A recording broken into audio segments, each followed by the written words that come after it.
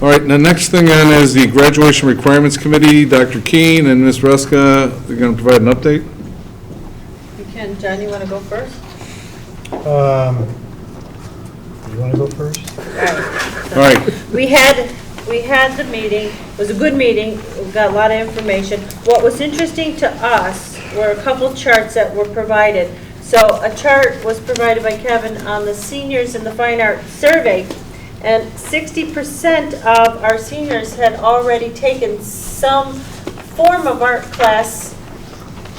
You know, they already had a credit in art, or at least one. Some had multiple credits in art, and yet they still needed that fine arts credit. So that was kind of telling, where 60% of students now still have to take a fine arts, but they've already been introduced to the fine arts credit.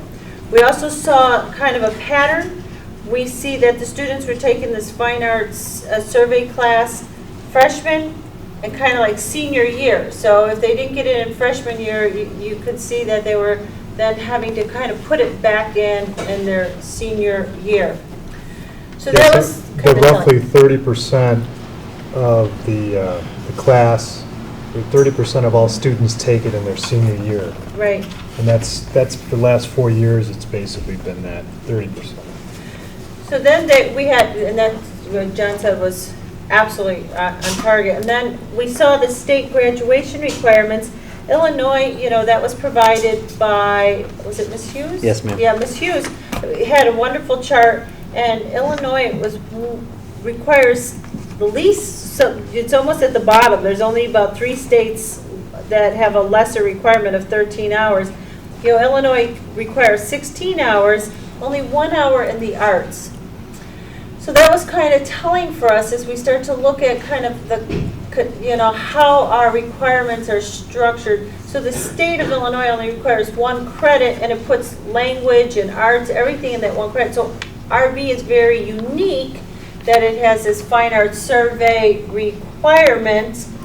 But then as we started to get more information, Doug Schultz presented, he believes the state will support the 4 years of math. They don't know what it's going to look like. There's going to be this kind of year pilot.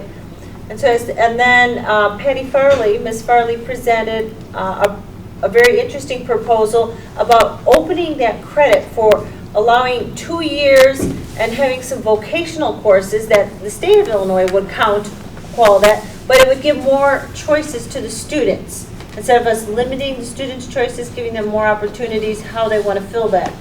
We also were quite surprised to find out that the majority of our students took about, on average, 25 hours.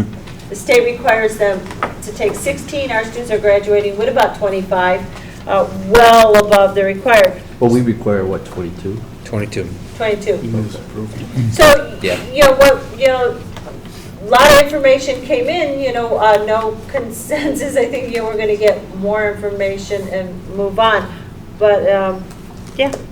So we're well beyond Common Core state standards then?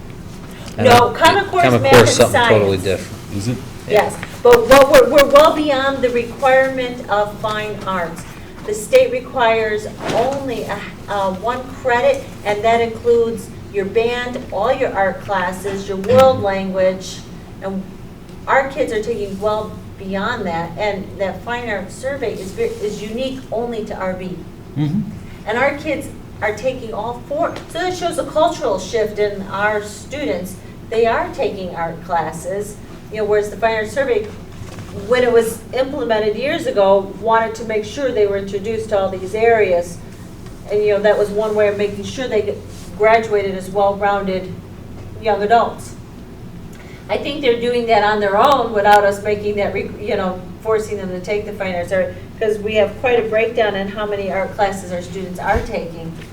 So it kind of opens up what do we want to require, where do we want to push them at if 4 years of math comes in, and given the size of our school, there's only so many blocks where you can schedule your classes. Do we want to make it, like Ms. Farley presented this presentation where it's 2 credit hours over your 4 years, but your vocational classes also meet that requirement.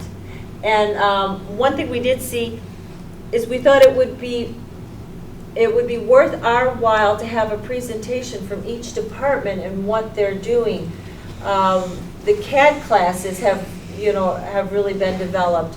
The economics classes, the consumer ed classes, that whole vocational section is qualitatively different. It was a great presentation that Gary Prokes put into a video. So it behooved the board to start to see from each department these short little presentations on what each of our departments is doing. John?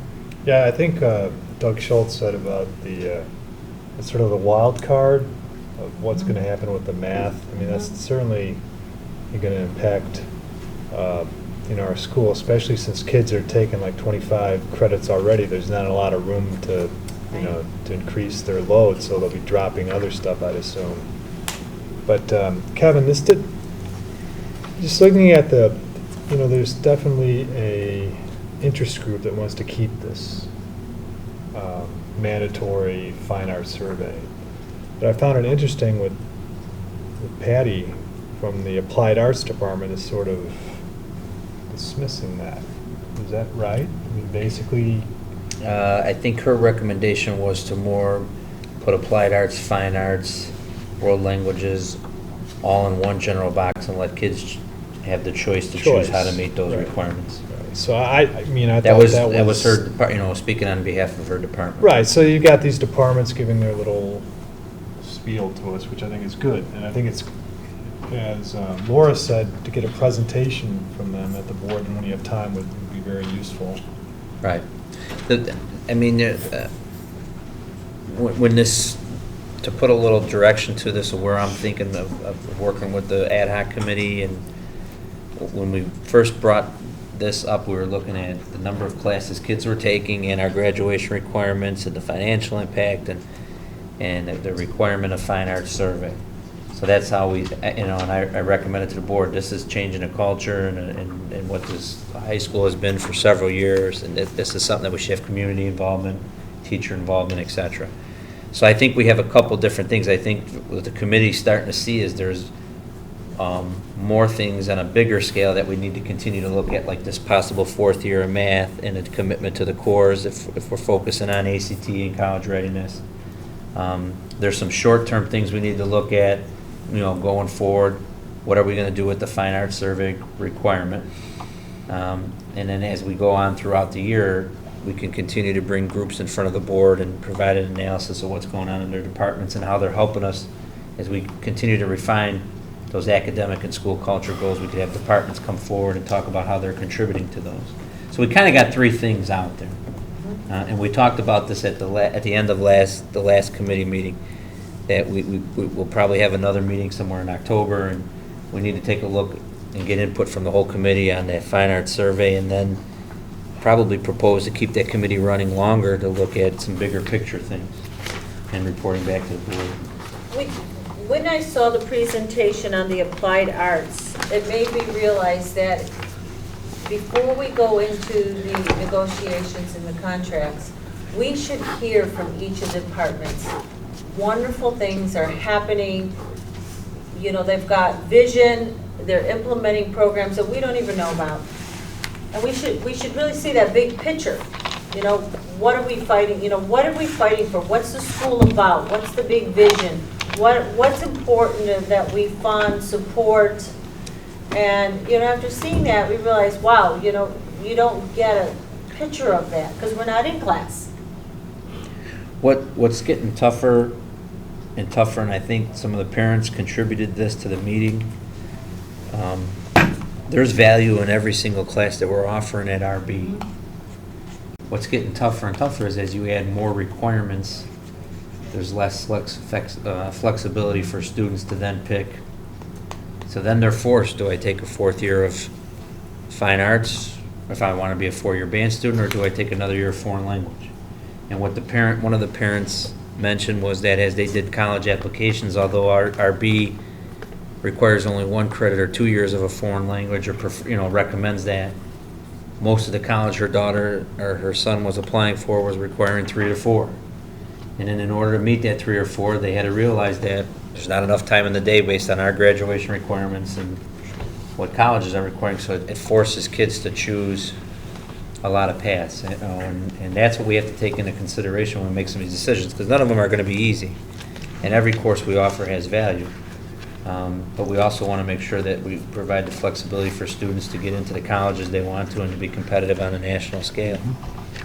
Okay, any questions to the, A couple of things. One is, it sounds like the whole committee's engaged. You've got staff members engaged, you've got parents engaged, so that part's going pretty well. The second thing is, I mean, because we've talked about whether we need to consider other ad hoc committees, so you guys are going to presumably help us recommend whether that's working. The second thing is, can somebody remind us what our expectations are from your committee?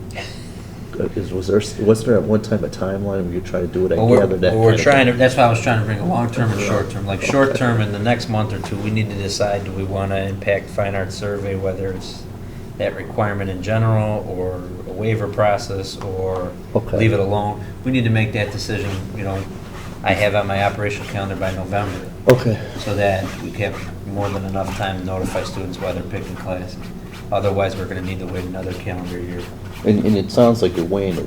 One thing John said that, I think John said it, somebody said we should roll applied art, fine arts, and foreign language together, but as you just pointed out, colleges, kids who want to go to college, they have to separate that because they don't want to care maybe about applied arts or even Right. fine arts, sorry Pam, at the colleges, but they have foreign language requirements usually, right? Beth, I think, brought up a statistic that most of our students that are competitive and apply for colleges are taking 4 years of math, and mostly of them 4 years of science and 3 years of language. Okay. Yeah, so what Patty Farley brought to our attention is when she showed us this applied arts, if a student's really interested in going into engineering, the CAD classes fit into this 2 hours, and they would meet that fine arts Sure. requirement. So with all the requirements, as Kevin is saying, the students got to be real clear at what they pick, and they have less opportunities to take something that's not going to help them get to where they need to be. Makes sense, okay. okay, any other questions?